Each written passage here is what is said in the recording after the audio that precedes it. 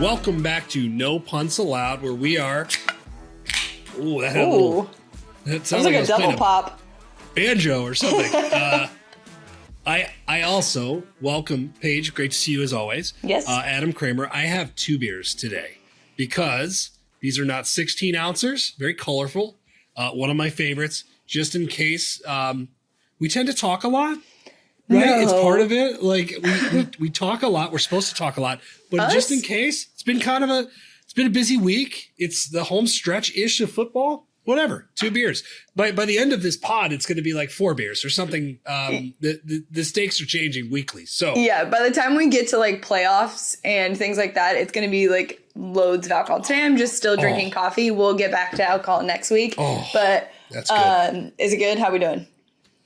Excellent. This is one of my favorites. It's tried and true. But no, I assume you're doing good because your football team won a football game, which is not like normally something you highlight. But how many games was it in a row for Arizona? It was like a 19 game. It might have been 20 games or something like that. But it was like 765 days that we hadn't won a football game in, which is a lot of days. Okay.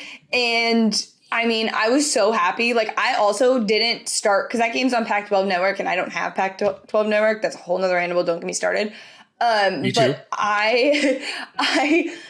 But my mom was streaming it, and I could hear her getting excited, and I was monitoring it on Twitter and also, like, on, like, score updates, and I was like, okay, I'm not going to turn it on because I don't want to jinx any of this. I don't want to jinx it. And don't get me wrong, I understand we were helped by COVID and the fact that Cal was missing their coach and with their quarterback and they're like half their team. They can't play a game this week. Yeah, but it is what it is. Years from now, we won't remember that. Okay, we'll remember that they got the W and we rushed the field. So that was funny.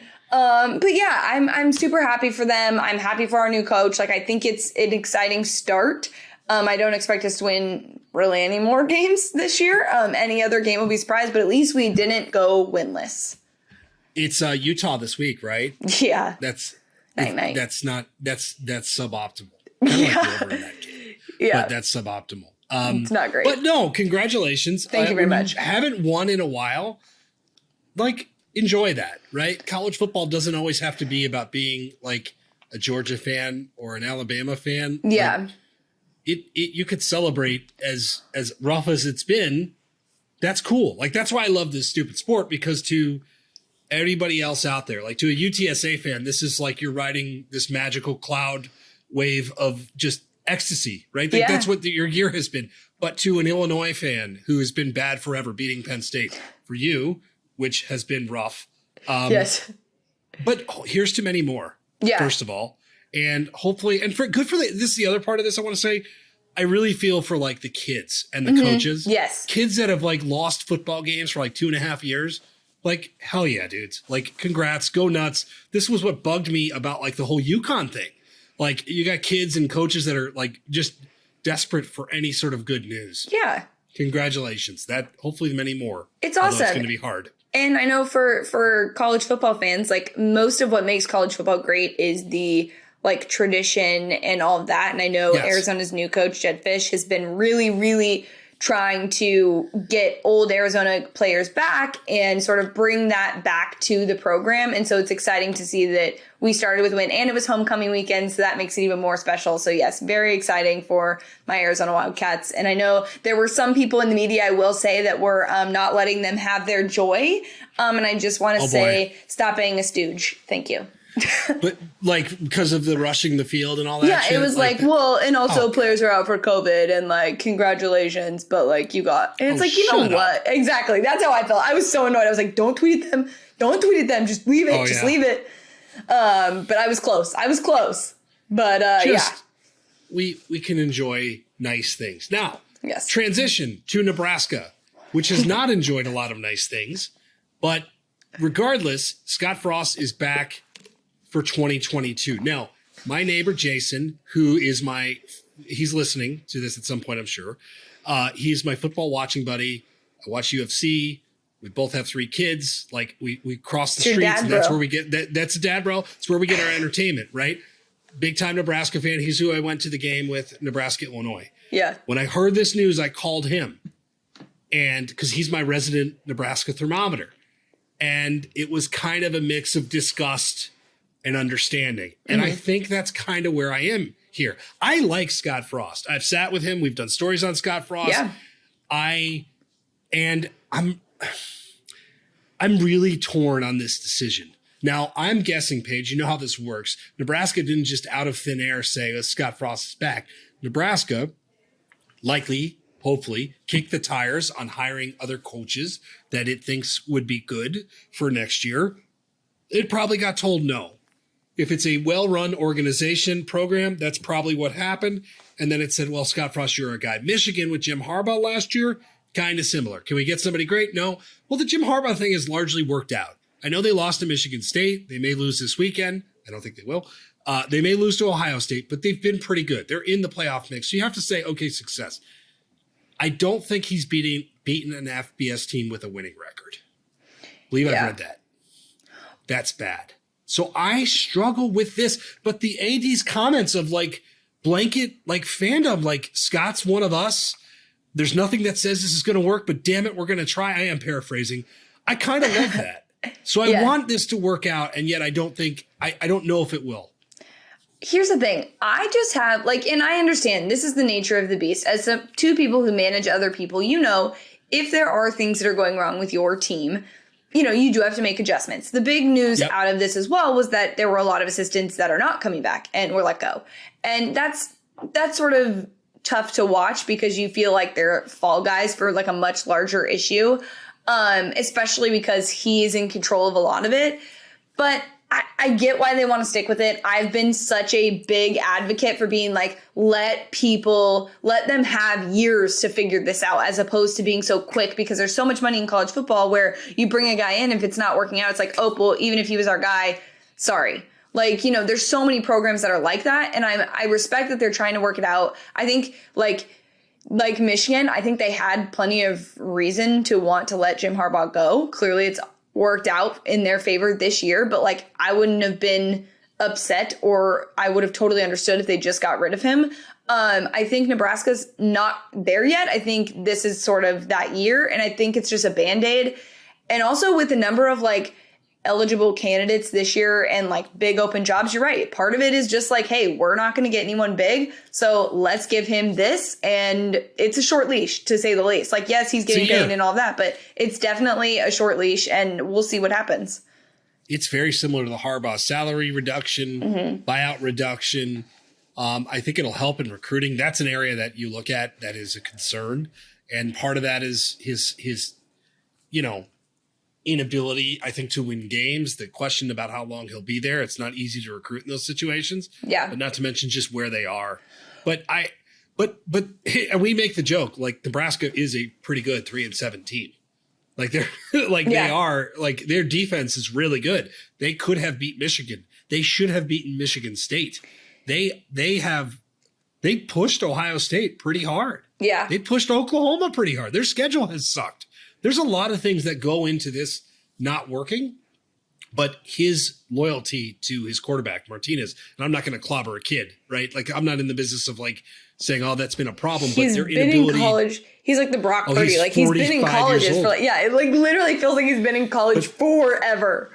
But that is part of it. His inability to find a quarterback, which is what we'll do unless you're a Michigan and you have that kind of defense. That's been part of it. But you mentioned him letting go that staff, kind of like with Dan Mullen. Those are guys that he's worked with for a long time. That's hard. A hard thing. I do not take that stuff easy. So I want this to work. Deep down, I'm kind of a Harbaugh homer, and I have no idea why. Because I don't feel good when we're calling for people's jobs to be lost. I've written those columns before because sometimes we have to, but it's not. I do so in a way that I don't ever want to be the person to say take away that dude's paycheck. Yeah. It just never felt right. And I see that Frost can be great. He was great. And there's been signs of it. But holy shit, they do some really stupid stuff too. And that's the part of this I can't get over. Well, and you mentioned Dan Mullen, and he also let some of his staff go as well. And he was somebody who was absolutely under fire, especially with Florida Twitter being the way it is. And that's another tier up from Nebraska, I would say, in terms of fan bases, jobs, the priority of wins and all of that is there. it, like you said, these usually when guys leave, they take a decent amount and switch programs or whatever. They do take a decent amount of their same staff. It is really hard to get onto someone's staff as like a new person if you haven't been around for a while. It's a very difficult thing to do. So, I mean, Dan Mullen's brought people in and there's been a sort of rotating thing. So it's a little different than Scott Frost. But again, it's someone being like, okay, I need to save my job because something needs to change and these are the people that need to do it. I'm kind of curious. I don't know. Do you think that this completely saves Dan Mullen from not being fired because he made some changes? Or do you think that this is still a situation where he could potentially not be there? I think Florida, the Nebraska playbook of announcing this now to help recruiting and to stabilize things, why I would think Florida would do the same. I kind of like that Nebraska did that. If you're going to do this, just do it now. But I still think Mullen might be cooked. Like, I don't think things are well there. The press, the media, everything else, like that feels more temporary than anything else. Will he probably get one more year? If you ask me yes or no on him coaching there next year, I'd say yes. But doesn't this feel like it's almost past the point of no return of like, will this work out long term? And I just think the answer is no. But I'd say I'm kind of coin flippish if he's the coach there next year, quite honestly. It's very close for me. How about you?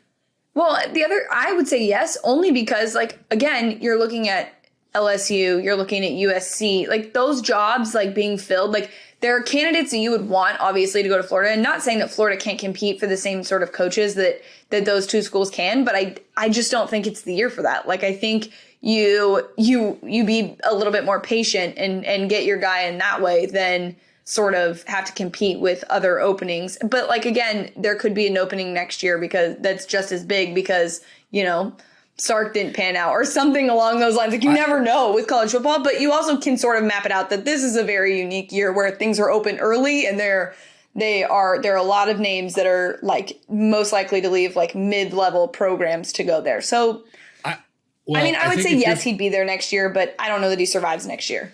If you're Florida, you got to look at what's going on at Florida State. And I had a conversation with somebody today and say, we can't be the next Florida State. We can't dig ourselves this deep of a hole. And it feels like the hole is getting deeper. That's all. I mean, it just feels like the hole is getting deeper. And then you got to step up. If you're going to do this, it's going to cost you a lot of money. You're right. It's disruptive. And then you got to find somebody. So often we're quick to fire somebody. But really firing somebody and hiring somebody is kind of a similar ritual. It should be a part of that ritual. I'm getting rid of this person. Look, I don't know if it's going to work out, but Texas fired Tom Herman to get Sark, right? They had a vision in mind. Now, it's 4-5. It's kind of shitty so far. But at least they said, we're going to do this for that. And you need to kind of group those things together. So I'm curious to see what they do. That's a great job. That is a great, great job, obviously. And I think there'd be a lot of interest. Yeah, completely.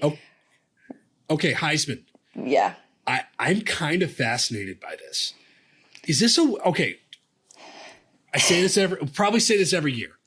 This year feels odd for the Heisman.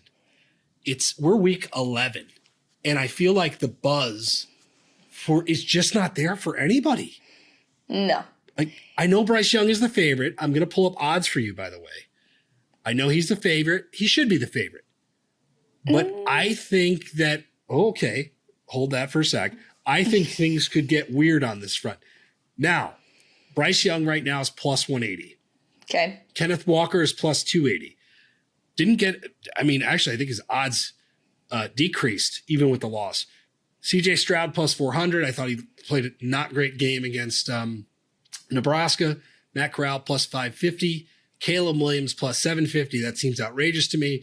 And my guy, Kenny Pickett, who I have 75 to 1 plus 2,500. Yes, very sad. So what are before betting, I guess, what are your general Heisman thoughts right now as we stand today? Yeah, we're going to take betting out of it for a sec because part of it is, one, I think Kenneth Walker should be the favorite currently based on the teams that he's played. Even in their loss, he didn't have a bad game. He did have a fumble, but he didn't have a terrible game. I think this year is very strange, but I also think with CJ Stroud, like that, something I would keep an eye on is he has a lot of really good teams that he has to beat in the next couple of weeks that would make him, in my opinion, like if he can beat those teams and play really well, like, he should win the Heisman. Like, he hasn't had a bad year. Like, yes, he struggled in the very beginning of the year, and I think a lot of people, like, wrote off Ohio State and haven't really been paying that much attention to his specific play. But he has gotten better. He still does make some mistakes here and there. But, I mean, if he plays and puts up big numbers against some very, very good football teams in the next few weeks, he could absolutely, like, steal this. He was not even, I mean, he's been on the radar, but he has not been in the conversation. It's really been, like, Kenny Pickett, obviously. I mean, the throws that he makes are just so fun to watch. Like, he's a really exciting player. Matt Corral, very exciting player. But in terms of, like, performance, individual performance, and on a good team and against very, very good teams and ranked teams in games that matter to the, like, college football playoff, I think he has a really good chance of winning this. Like, and now we're going to bring gambling back into it. If I were somebody who was like, maybe I'll just put some money on him, that would be my pick right now. You make it sound like you absolutely did do that. At plus 400, just saying. Okay. I did not, but I'm thinking about it. And I would give that advice to anyone. Okay. I'm going to toot my own horn for a moment. Okay. I hate doing this. That sounded bad. Awkward transition. Last year, Devonta Smith, I want to think that I helped jumpstart that movement, okay? Because I was super friggin' annoying about it with Devonta Smith. You and I actually argued about it because I was talking about Mac Jones. I was like, Mac deserves it. And you're like, yes. Paige, I understand, but let's talk about Devonta Smith, please. And I was like, fine. I am about to jumpstart my latest campaign, and it just started. And it's Will Anderson, the defensive player, yes. And in my opinion, the best player in college football this year. Will Anderson. You can add Jordan Davis into that conversation if we're talking. Jordan Davis, I am cool with Jordan Davis, I also just want to give him a hug. Like, he's so precious. Like, his neck is the size of, like, I mean, I don't even know. Like it's like a log. There is no neck. I don't even think we can call that a neck. Will Anderson this year, Alabama's linebacker, 21 tackles for loss, leads the nation, 10.5 sacks, second in the nation by a half sack. When you watch Alabama, that is the guy. Bryce Young has been really good. Yeah. But that is the guy that jumps off. He is now 60-1 to win the Heisman. My opinion, Paige. Now Alabama plays who's dog shit university. New Mexico State. I was supposed to be there. Sad that I'm not. It's okay. I'm sorry. That's not very nice to New Mexico State, but dog shit university. But he plays Auburn, he plays Arkansas, and then potentially Georgia. Huge. I agree with you with Stroud. Like, huge profile games. That's what you have to be looking at. Mm-hmm. I think this dude could catch a wave at the right time. Yes. I think if he has, 6 sacks over the course of the rest of the year, the guy is just so much fun to watch. This could be the year for a defensive player. We did a wide receiver last year. I want this to be the year of the defensive player, and I think it's kind of up for grabs, and I want it to happen more than anything else. Well, and if it's going to happen, which it did last year, obviously, it was someone other than a quarterback. It was Alabama. So if it's going to be any team that is going to get a defensive player to win this, it's going to need to be Alabama. So, I mean, and like, what is it with Alabama quarterbacks just like automatically being like put into, and not to take away from Bryce Young. I think he's a great player and I think he's had a great season.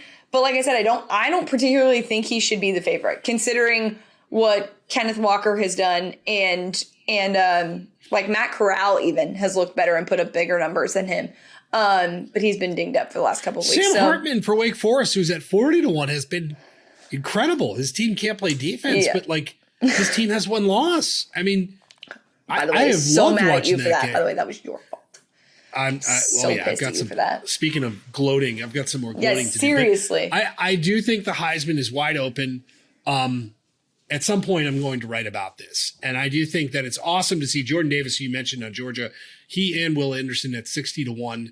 They've got the same odds as Desmond Ridder now, like the quarterback for Cincinnati. Yeah. So I think there's some potential real steam with some defensive guys. They are not terribly far down the draft board. I threw in a bet on Will Anderson today at 60-1. I'm ready. I'm ready to go. It'll probably be, next to my Kenny Pickett ticket. That's fun to say. But for the moment, I want that to happen. So we'll see what happens. I kind of like that we have like the Heisman race. And again, we've talked about this so much. they should wait until after the season is actually over to vote on these things, not just do it through the regular season. Oh my God, yes.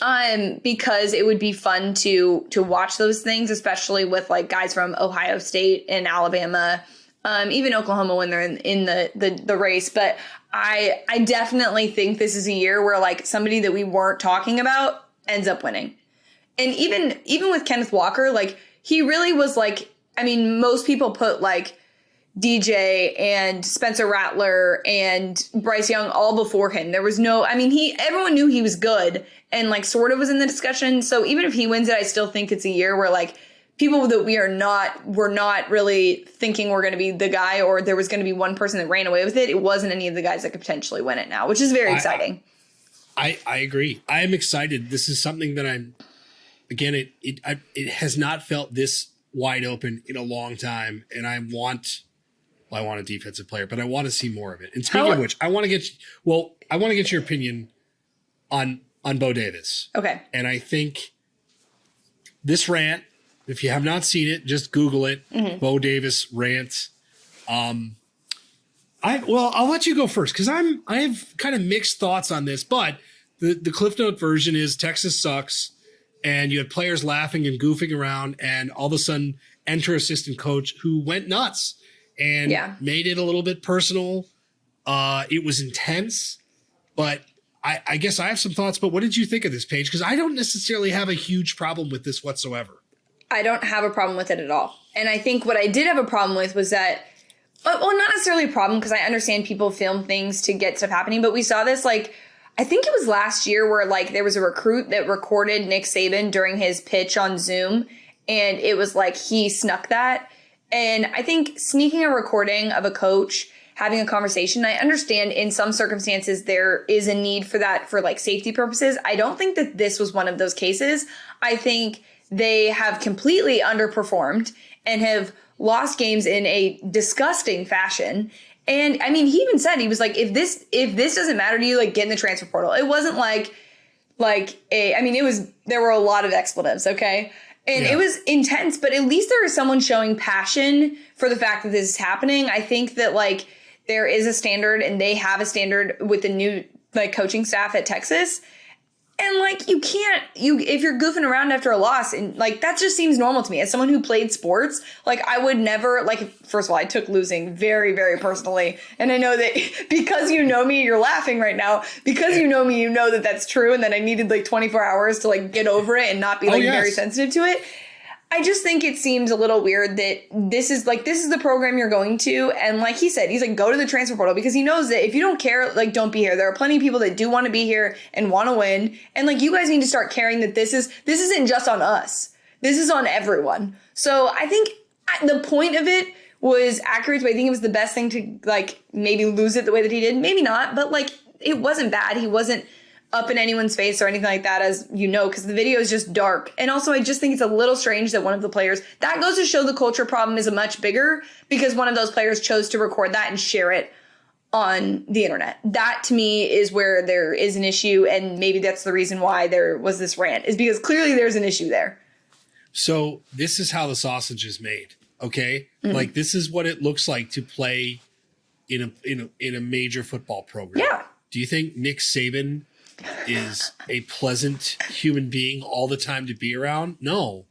But he respects his players. Yeah. And I'll use this parallel. This is a week where we have a coach at Washington, Jimmy Lake, getting suspended for putting his hands on a player. Mm-hmm. And we really didn't have this in the rundown, but it's an interesting parallel. Like, that's kind of unacceptable these days. Yes. I didn't think it was egregious. I sort of didn't have a problem with it at all. Because he was telling the player to get back. Like, I understand the shove afterwards, it was aggressive. But I also think, if you're in football, you know not to hit people with your hand in the helmet. So that's also just something that I thought was kind of funny. It's bad planning. But I think you're right. The culture of football has shifted a little bit. You put your hand on somebody, it changes. It changes a bit. It changes things. It's very different from what Bo Davis did compared to what Jimmy Lake did. So that is fair. Texas needs more of this. Mm-hmm. Texas has been kind of embarrassing. If I'm Sarkisian, who's had an interesting couple of weeks, by the way, I am like, like, this is what you need. Yeah. Like, if I'm a player or a recruit, I'm kind of fired up about this. I don't think this is a negative for them. But again, I think it does speak to when you're around some of these programs, like it ain't sunshine and rainbows. No. Like if you hear strength coaches talk to players, it's like you earmuffs. I also and that's not going to be enough. I also want to say that this is not just a like men's sports exclusive thing. You think the best coaches that are women's coaches and women's sports teams are sugarcoating things and being nice and not getting upset about things? That's the other thing, because I saw a lot of people being like, oh, it's toxic masculinity to be like yelling and doing that. I'm like, that's not what this is here, okay? This is sports and how you are like as a competitor, like period. That is no gender realm at all. Like that is very much universal. This is how, when you're playing a Division I sport or whatever, there's going to be some tense. Like if this was Pop Warner, okay, fine. It's a little different, but there still are some coaches that are intense there. But again, this is Division I football. You're playing for the University of Texas. Like you should show some damn pride. Yeah, exactly. Don't be upset after a loss. Don't be fooling around. I mean, I get you get over it and have to move on to next week and the coach speak, but like still, not acceptable. But also I will say, in terms of the Washington thing, I think it was a little too far for the situation. I don't think it was ill-intended, but I also think this is just a tough year for that program in general, having he's toast, right? Like let's get to the yes. Yeah. Well, especially, and like also you have to think about where they are. They're in Washington. If this was an SEC coach, there's no chance that he would be suspended. He has 8 wins. Is he suspended? I'm being serious because I think the answer is no. No, but again, even if you're on a bad SEC team, if an SEC coach does that, it doesn't matter what their record could be the same as Washington. That would not be an issue there. Well, guess what? So, I got late breaking news. You got another one? Yeah, that's a podcast good. First. You know what? That is a good transition into the CFB playoff for this week, because you will need a beer. Oh my God! After seeing what occurred, what was last night now. So the playoff committee ranked Michigan over Michigan State. I'm going to let you go first because I want to hear your thoughts, because I feel like you'll be the voice of reason a little bit. Now, couple things. They ranked UTSA. Thank you, committee.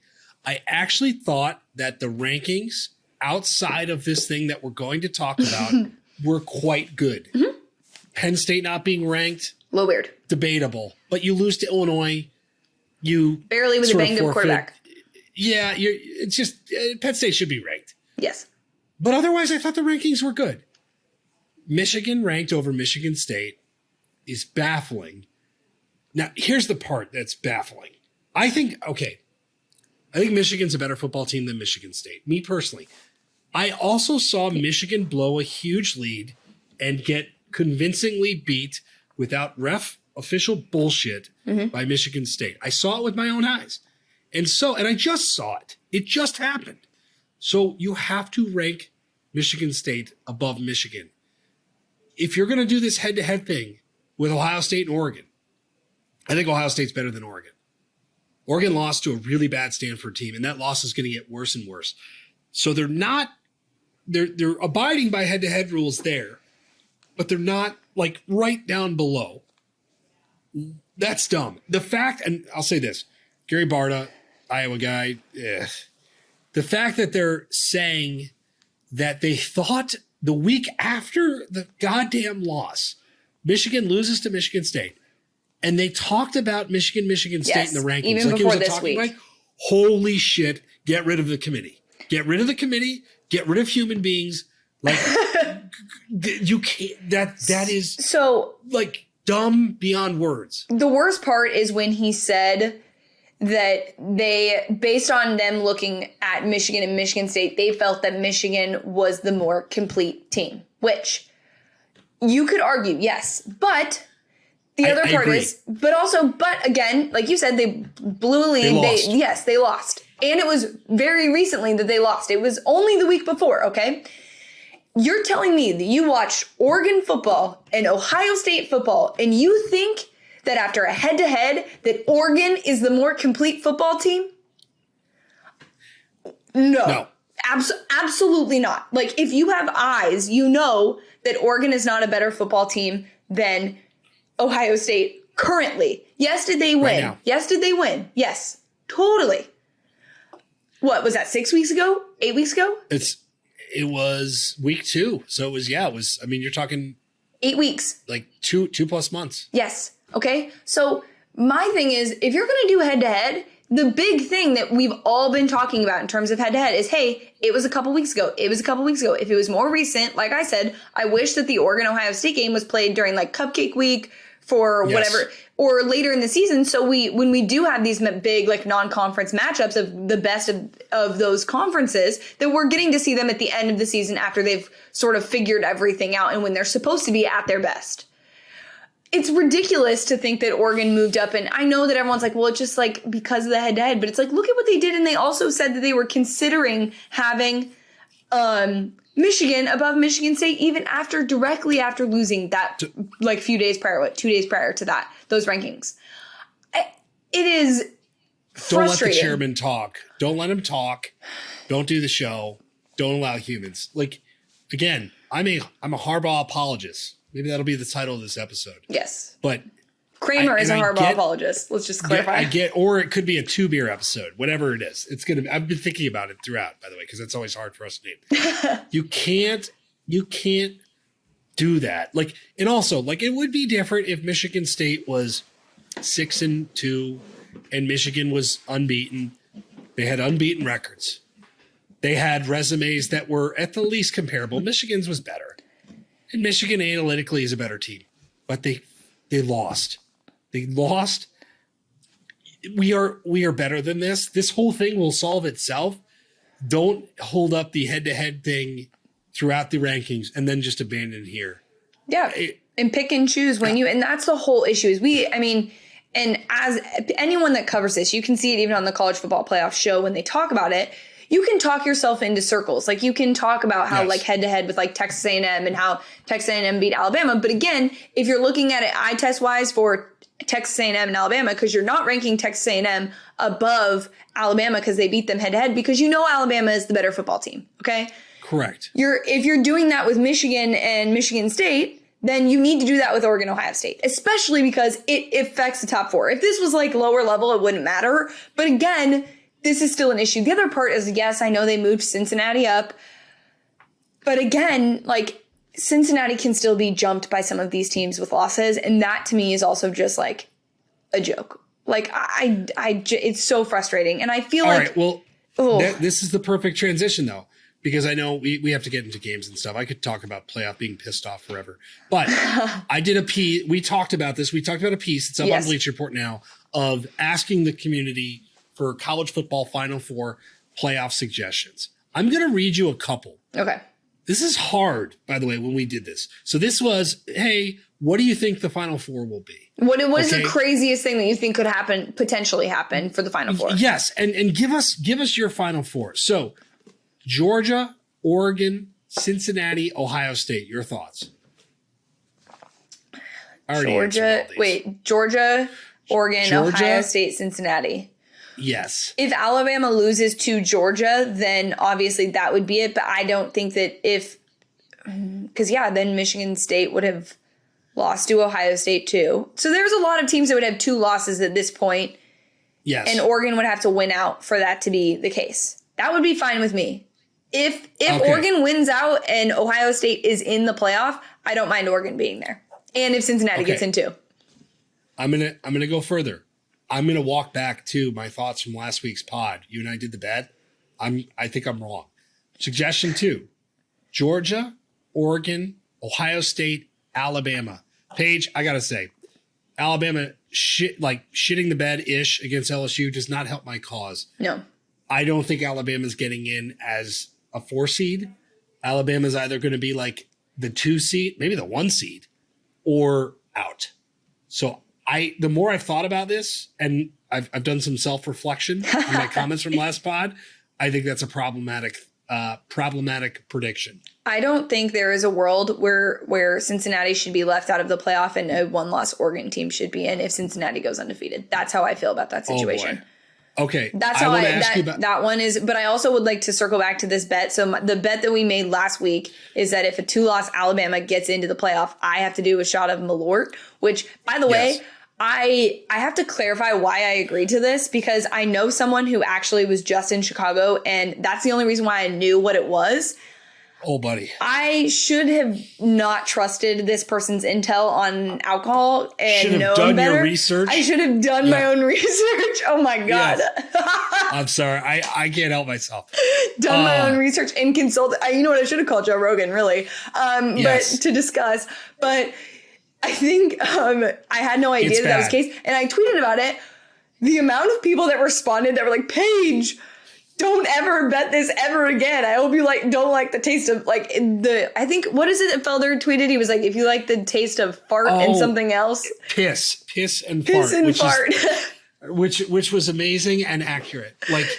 So we have a Malort bet. Yes. That could be great content. I honestly. But also, it actually makes me queasy just thinking about it. So after I found out how bad it was, I texted that person and was like, by the way, if I have to take this shot, you have to do it too, because this is your fault that I agreed to this. So, and also the fact that Alabama could have potentially lost this week, because everyone was like, uh-oh, guys. And I was like, oh no, it's happening. But they wouldn't have got in with that loss. But a loss to Georgia could definitely, I could see it. If Cincinnati loses, and who else needs to lose?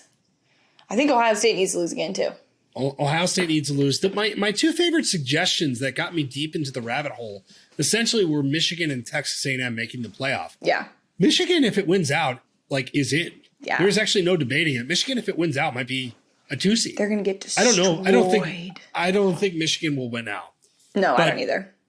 But they could. And A&M, if Alabama loses to Arkansas or Auburn, I don't think that happens. But where is the Iron Bowl this year? Is it in Tuscaloosa or in Auburn? I think it's at Auburn. I know they have one home, one away. Hold on.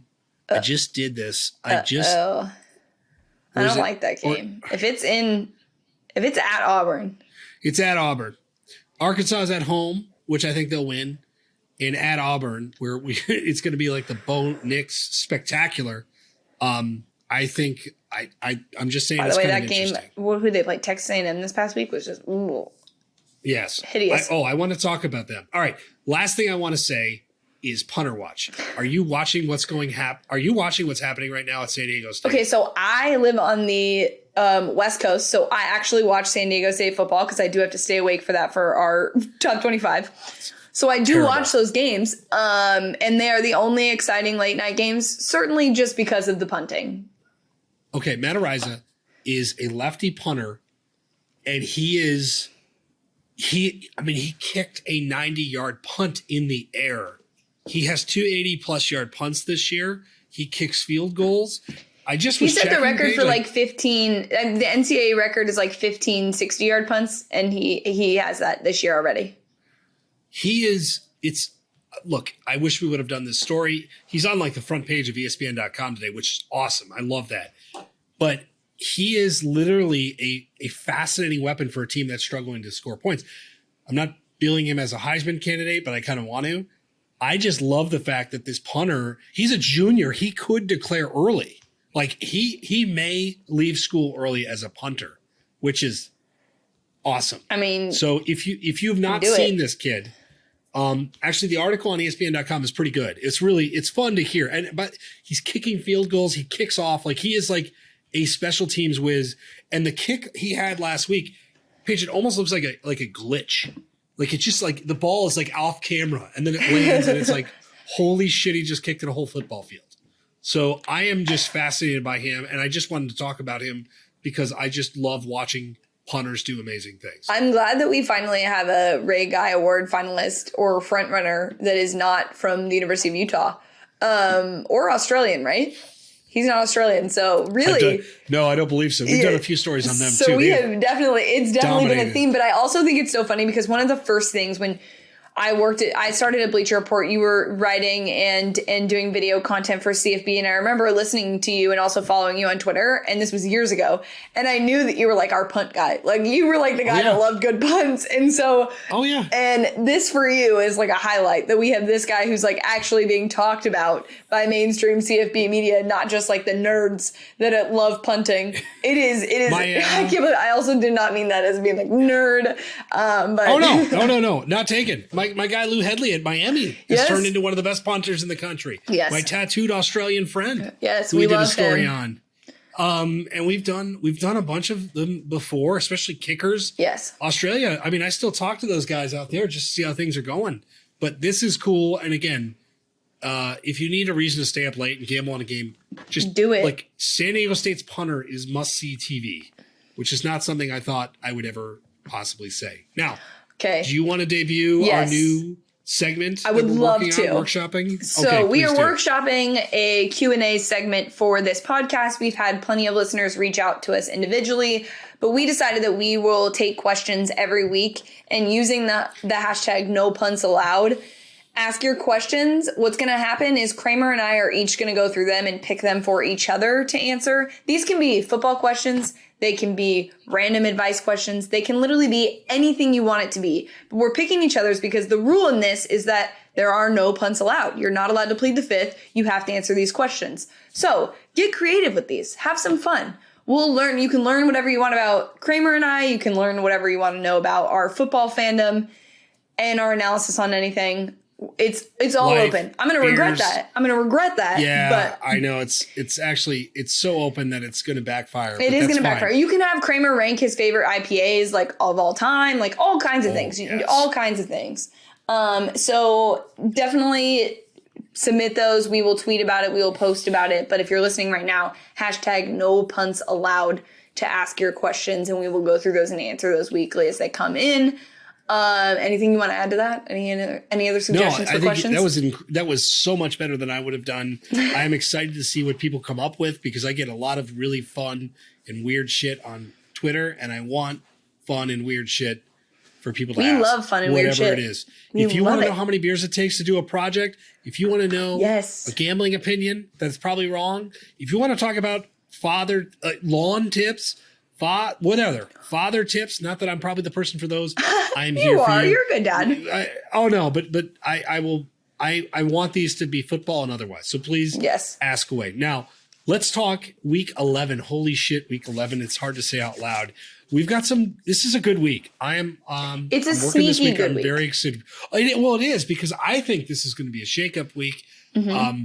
I'm going to kind of refrain from this first game because I have a lock in this game. And let's see. Do you have a lock? You do, but Oklahoma Baylor. I will save my analysis in terms of who gambling, I'm picking. Yes. But what do you like in this game? What is it? What are your vibes for this game? My vibe for this game is at least that if Baylor wins this game, this allows us to get some clarity at the fact that like the Big 12 will not have someone in the playoff. Like I know right now they left Oklahoma at 8. They didn't play, so they stayed still. But I mean, if there are teams that have losses and Oklahoma wins out, like you have to consider them. That helps Cincinnati's case if they have a loss.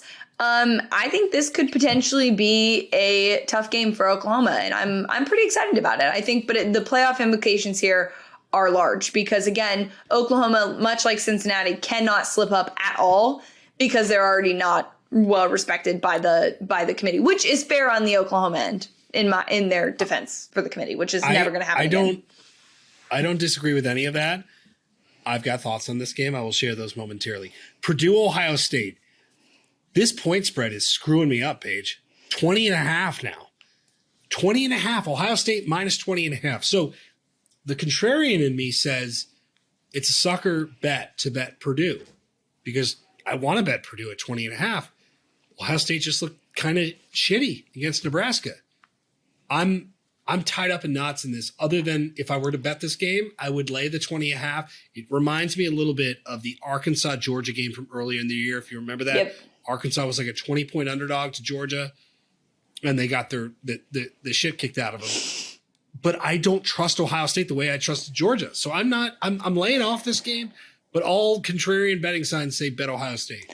I just think that Purdue has been so hot. They've upset a lot of teams. They've ruined a lot of chances at playoff berths, all those things. I don't know that they have Ohio State's number. I think their luck sort of runs out here. And I actually do have a lot of faith in Ohio State's offense. To be continued on, but I agree with you. I think Ohio State's going to win this game, and I think this will actually be a significant resume boost. How about Georgia? Tennessee. Tennessee is fun. Tennessee is like high power, high octane. I think Georgia's defense, which is historically good, may get pushed a little bit, but is it enough? This is not a locks game for me. I think Georgia's just too good in this game. I think physically you start to see the difference in quality and athlete in this game. But Tennessee, in terms of the offense, the way they move, the pace they move, this is going to make Georgia maybe slightly uncomfortable at times. Do you agree on this one? I think the line is about 3 touchdowns, similar to Purdue, Ohio State. So a couple weeks ago, I said that Kentucky was going to be the first team to maybe challenge Georgia in terms of offense.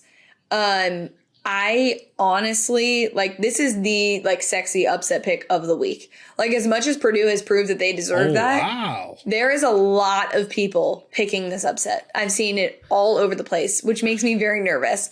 I think a lot of people are on this. Wait, people are actually picking Tennessee to, win? Yeah, people want the upset. Holy shit. I mean, because again, awesome. That would be awesome for Team Chaos when it comes to the playoff. That would light it on fire, and it would be phenomenal, really, for content purposes. But I don't think it happens. I also have bet against Georgia all year long, and I have decided never not to do it anymore. They're up there with Alabama and Tom Brady. Look, I am heavily invested in Georgia in future positionings for when it comes to SEC and championship game, right? Could have said that more awkward, like I'm a stockbroker. But I still don't think I would like to see it. It's going to happen. This is classic. Georgia is the classic old school Alabama team. Georgia gets down. They've started a little slow. Tennessee comes out and scores a slant goes 55 yards for a touchdown. Now what? I still think Georgia's too good. I still think Georgia's too good. I'm not there yet, but I do think Tennessee can have some success in this game. And that would be fun to see. I will say Tennessee football, what a nice start with Heupel. They're pushing teams and they're a lot of fun. I want to see more of it. Honestly, I like what I see. Last one, A&M Ole Miss. This is the game of the week. I want no parts of this in locks. I'm struggling with this game. I want to bet Lane. I'm inclined to bet Lane, but I just don't necessarily know. Bet Lane. When in doubt, bet Lane. That's the motto. But A&M's defense is so good. So what do? You bet Lane. You think they're going to overpower them? I got to say, I thought Auburn would contend. That A&M defense, I know Georgia's defense is the best in the country. A&M is not far behind. That defense is legit. They got players all over the place. Yeah, I'm not buying it. I'm going with Ole Miss. Okay. Is that a lock or no? I did not give that as a lock, but I would. Sorry. What's the spread? It is, I believe, 2.5. Let me. Is it Ole Miss or? Wait. It's A&M 2.5. It was. Hold on. Wait for it. Not you. It is 2.5. Perfect transition, by the way. I would take Ole Miss. Picks and Pints. Picks and Pints. What do we got? Two-hearted ale. And it's the 2 and 2-hearted ale is appropriate because this is the second one. Wonderful can.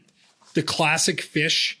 Bell's, which I believe just got sold today. Somebody just bought Bell's today, which is a little concerning. Every time a good brewery like Bell's gets sold, and it's like, oh God, how are they going to screw it up?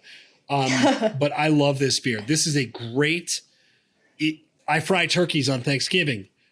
By the way, we got to start getting into that next week, having a little turkey Thanksgiving spectacular, some tips. You're going to be so mad at me. I think turkey is the most overrated holiday food, but we can talk about that later. Has anyone fried turkey for you? I live in California. Do you think that we fried turkey? I mean, I'm sure someone would. I don't know. It's I'm telling you, fried turkey. we got to say this for Yes. this week. Now Let's I'm do a little. I threw you off. I'm so sorry. I threw you off your game there by throwing We that will out there. have some Thanksgiving tips, anyways. Okay, so Picks and Pints, Two Hearted Ale. Shout out. Do you want to kick things off this week? Yeah, I can do mine first. Because I went a little wonky this week. I wrote even in my doc. I was like, gross. These are some gross picks. I don't know why I'm doing this to myself, but.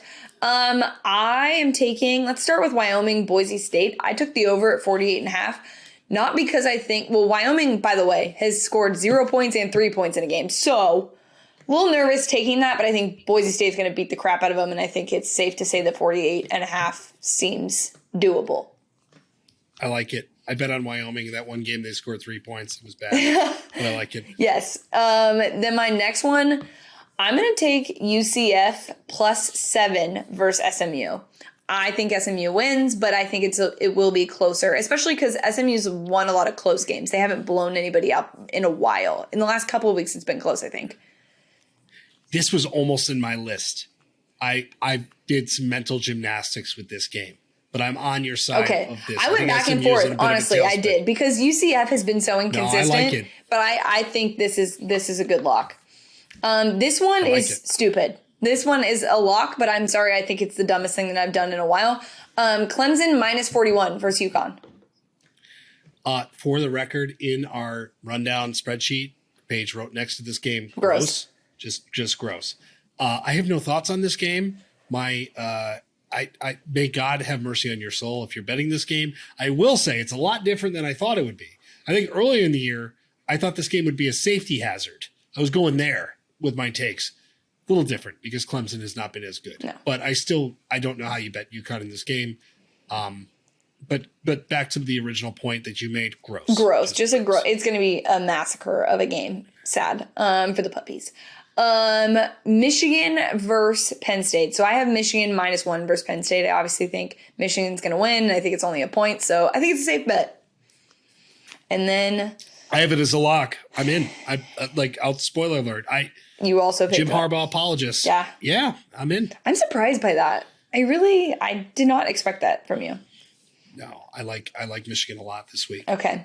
And then my last one is Oklahoma Baylor over 63 points. I think it's safe to say that both of these teams will put up a lot of points in this game. I know Oklahoma overs have not been good to you this year, but I think this week might be the week. I like that. I almost went with that side. I'll go into mine. I have Baylor +5.5. This number opened at 7. It's come down to 5.5. I still think Oklahoma's going to be bet publicly. Baylor at home has not lost against the spread this year. Ooh. I don't know what the hell happened last week against TCU. Jared Kill, Gary Patterson, emotional week for TCU. Baylor laid They need to come off scoring 5 points and ruining my over. Yes. I like Baylor. I like Baylor on the money line here too. I think Baylor's going to win this game. I'll tell you another game I think is going to be really weird is Virginia +5.5 against Notre Dame. Notre Dame hasn't played anybody other than UNC, and I don't know how good UNC is, and that game wasn't a blowout. Virginia is not bad. I think Virginia has a really good chance to make this game weird. I don't want that to happen for Cincinnati. Oh, Sorry. For Cincinnati, yeah, because Notre Dame's kind of slithering around into the playoff discussion as well. Yeah, weirdly enough.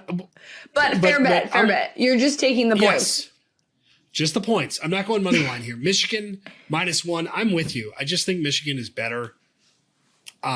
This one's going to hurt. I feel like I'm getting a lot more shit on the internet when Michigan loses because I'm getting my Harbaugh reputation, whatever. OK State -13 versus TCU. It's a weird line. OK State is good. Boy, talking about getting shit. I bet West Virginia last week against Oklahoma State. It was bad bet. It was a good week, but it was bad bet. I heard a lot. The DMs are open, and I got some really weird DMs from OK State fans on the pokes. So shout out to you guys. To be honest with you, that doesn't surprise me, and part of me really wants you to read them when we're not on air here. And I want to hear some. But yeah, that doesn't surprise me one bit. Also, can I sidetrack? I wrote an article last year that someone really disagreed with on Twitter. Okay. It was Sarah Fuller. It was the kicker. Of course. You're going to get these very strong. So somebody sent me a DM. I'm not going to read it because it was actually horrible. Many F-bombs, etc. the person, if you're out there, sent me a DM last night, almost a year later, said, yeah, this was probably a little harsh. And you know what? No way. Buddy? I appreciate that. Thank you. Yeah. Thank you. I'm going to respond and say, hey, man, all good. You know what? But that was incredible. A walk back literally 11 and a half months later. There has been a lot of talk about cancel culture lately. Thank God not in our sport right now. But that's nice that someone could learn and grow from their mistakes and go, okay, you know what? Maybe I shouldn't have been that big of a troll. Don't be a troll, by the way. Let's just throw that out there. I was actually like, that gave me some encouragement. I mean, the original message where I read it, I was like, oh, yeah, this is pretty bad. But no, shout out to you, person who figured out. So nice. I know, right? 11 months. It only took that. And the last one is Auburn -5.5 versus Mississippi State. You know what? I thought Arkansas would dominate Mississippi State last week. I was wrong. Auburn did not look good. I think this is a bounce back week. I'm still a believer, obviously, in Bo Nix. I'm a believer in Auburn. I think Auburn puts it on them. Okay. I don't think that game's all that close. So I am kind of team Auburn here. So I should point out last week I was 4-1. Yeah. I probably should keep score on the weeks that I do well. Last week was atrocious, but I'm not going to keep score on the weeks I do bad. That's not how it works. But I will say your OK State pick, I probably will disagree with and go on the other side of that. 13 seems like a lot of points. I think OK State is, you talk about teams outside of the normal playoff discussion that could get in the mix. They'll probably blow it. They have a loss. They have a loss, don't they? They have a loss. They lost to Iowa State. That's right. It was close. 24-21. But you look at the Big 12, you got Iowa State, Oklahoma played. It starts this week with Baylor.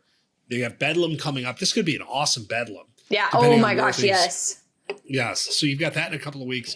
But I like OK State, and people let me know it in the DMs. So I got some negative DMs, but I also got this person walking back their comments from 11 months. I also just thought it was really, I was just going to say when you were talking about that, also how low is the bar set for college football fans? Because we're so used to the atrocious behavior that goes on in the comment sections of articles, in the DMs either of us. And then the bar is like, well, they did say sorry. So, but I'm glad that they did. If you can learn, if you've been a troll in the past and you can learn and grow and apologize, good for you. We'll take it. Hey, look, I didn't take the original one personally, even though it was not great. This second one, though, buddy, way to go. Okay, before we log off here, any parting shots?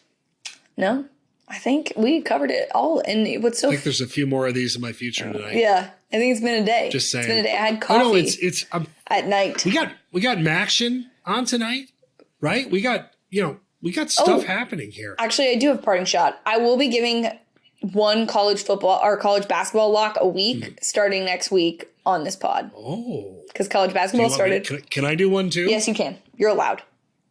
Although mine, yes, I for those who don't know and are new to listening to me at all, I love college basketball. So if you want college basketball locks, we're going to do them here. And come college basketball season, we will talk about it. It is a very tough sport to bet. It is a very tough. I love it. But it is hard. It's chaos. And free throw shooting drives me absolutely bonkers. But I am ready to dive back in and embrace it. They should do it. I did watch a little bit last night. Duke looks pretty good. Duke looks good. Kansas looks solid. There's my Michigan State is not ranked, and they look very good. So I will say that. Be a college basketball podcast probably in February and March. Yep. Just saying. Yep. We will transition. No free throws allowed or something. Yeah, there we go. Perfect. I like it. No free throws allowed. We'll scratch it out. All right. It is going to be a fun week. And then the rest of the year is going to be absolutely bananas. So if you're not, subscribe, follow, spam, support. We appreciate it. We love it. We're going to do much more of it. Paige, I'm Adam. We will talk to you guys next week.